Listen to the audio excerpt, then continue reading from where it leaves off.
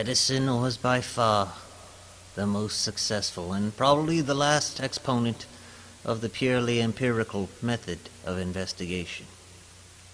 Everything he achieved was the result of persistent trials and experiments, often performed at random, but always attesting extraordinary vigor and resource.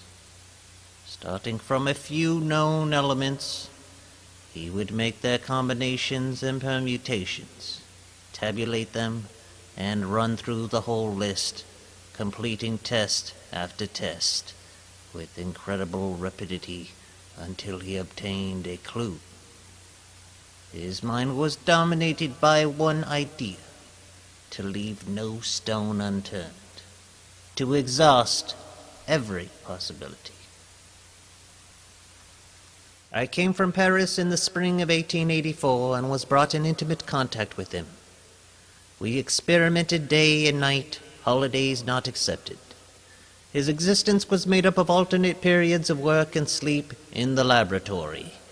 He had no hobby, cared for no sport or amusement of any kind, and lived in utter disregard of the most elementary rules of hygiene. There can be no doubt that if he had not married later a woman of exceptional intelligence, who made it the one object of her life to preserve him, he would have died many years ago from consequences of sheer neglect. So great and uncontrollable was his passion for work.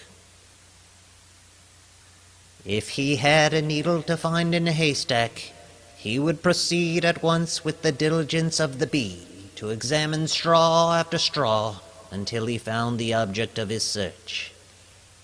His method was inefficient in the extreme, for an immense ground had to be covered to get anything at all unless blind chance intervened. And at first, I was almost a sorry witness of his doings, knowing that just a little theory and calculation could have saved him 90% of the labor. But he had a veritable contempt for book learning and mathematical knowledge, trusting himself entirely to his inventor's instinct and practical American sense. In view of this, the truly prodigious amount of his actual accomplishments is little short of a miracle.